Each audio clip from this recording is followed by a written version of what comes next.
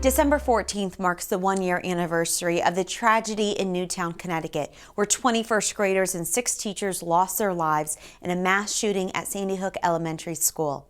In the wake of the tragedy, the town was flooded with thousands of condolence letters from people all around the world. This inspired Newtown resident and writer Suzanne Davenport to ask the residents of the town for their own letters, which she has compiled in a book called Letters from Sandy Hook, Newtown to the World. As a way for the world at large to better understand this community and what it's been through, Davenport was joined in our studio by former Newtown resident Jeff Belanger to talk about the community of Newtown Sandy Hook. And she started by explaining why she decided to create this book. All of us were trying to find something to do and some way to help. And I am a writing major in college, and I had been writing some articles, and I just thought this is my way of helping. And I was part of the Newtown Documentation Project, which we were volunteers who read all the letters that came in to us. And there was probably over 500,000 letters. I read over 10,000 letters myself. So when you start reading all the love that comes in, I sort of felt that we needed to show the world the love that we had back towards them, and that's why I asked for handwritten letters. And I needed the world to see us as who we are, not who they saw on TV right afterward, because we're a lot more than that. Well, let's talk about that. And before we do anything else, let's note all the profits from the book are going to go to the Newtown Memorial Fund, to other funds in town. Correct. But I know you've said you were frustrated by the media coverage, and I think that's understandable anyway, especially if we're in the media. Right. You felt the world wasn't getting a real, accurate sense of Newtown, of the section of Newtown known as Sandy Hook, and the people who live there, and that's part of what's behind putting this book together. It is. I had probably 2 or 3 reasons why it struck me that this was something I could do. But we are so much more. We are a little town. We are a community that everybody knows. You hear that expression, everybody knows everybody. We truly did. We were not 6 degrees of separation. We found out we were 1, maybe 2 degrees, that we started running into everybody that knew somebody that was affected somehow. My kids had gone to that school. I had spent 8 years in and out of that school, probably 4 times a week, helping out, being a parent volunteer. So I knew those halls, and my kids both felt that way, that they knew those halls. They might not be there now, but that was their school. Jeff Belanger, you're an author yourself. You grew up in Newtown. Don't live there now, but you're still home there because you have family there. Sure. You go for holidays. You attended Sandy Hook School yourself. You've contributed a very moving letter to the book. I know you just told me you wrote really just within a day or two of the shootings. Why was it important for you to be part of this, to contribute a letter? You know, like Suzanne said, when you grow up there, especially now that I don't live in Connecticut anymore, you watch the way the media is covering this, and it turns into political issues, it turns into this, it turns into that, and just this one thing, and you say, oh my gosh, the town's so much more, like any town is. You know, the town is the deli and the diners and the restaurants and the people and the churches and the schools and the community.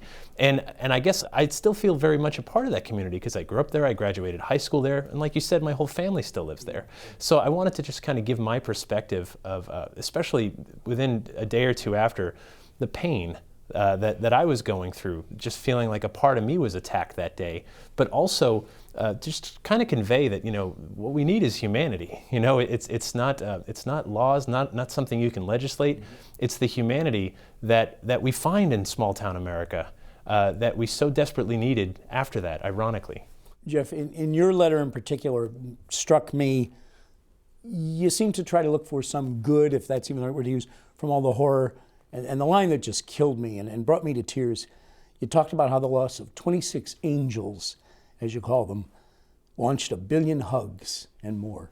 Yeah, that day I remember waiting for my own daughter, who was 5 at the time, to get off the bus. Mm-hmm. And my wife and I were waiting for her. You know, usually just one of us goes. We're waiting for her, and just the embrace. And she knew nothing of what was going on at that moment. And I was thinking about all the people who were watching around the world, and anyone who's a parent, anyone who's human, who could just, you know, feel the anguish that people must be going through at that moment. And I just thought of, you know, there must be some good, some taking a moment to stop and say, wait a minute, I appreciate you, family. I appreciate you, you know, children. we need those reminders. Hopefully, not for such a sad reason. Suzanne, how is Newtown doing now? Because I know the officials, people in town have said, please give us space on this anniversary. Don't bring in the live trucks. Don't bring in the satellite trucks. Don't have us on the Today Show. Give us our space and our time to be who we are on our own tomorrow. How is Newtown doing? You live there, you've been there 20 plus years. How's your community doing? That's a really difficult question, and it's one that a lot of us get asked when we're someplace else. It's really hard because you sort of stay within yourself. We're in all different stages, I think. There was somebody, I'm having all the authors sign their copies of the book, so I've had a few of these people back now to my house the last few days, and some of them are rereading their letters again and still crying. And there's others that have gotten stronger and they're progressing and they're finding their voice in what they want to do. A lot of the people that wrote letters in the book have found something to do to help our community and not just be themselves. But there'll be children that are going to be traumatized forever. So it's really hard to say. I still can't read certain letters in the book because it just makes me cry, even though I probably personally have read each one of them at least 15 or 20 times. There's a few of them that every time I read them, just pulls in my heart. It's painful for me, and I have no more association with Newtown than having driven through once many years ago. Can't imagine what it's like for the people who wake up there every morning. I know as we bring this talk to a close, you wanted to take a minute, read something from one of the letters, I think the final letter in the book. I do. It's actually one of the first letters I received. And to me, I had asked for it to be about our community. I didn't ask for it to be about a specific day. And a lot of them do touch on that day.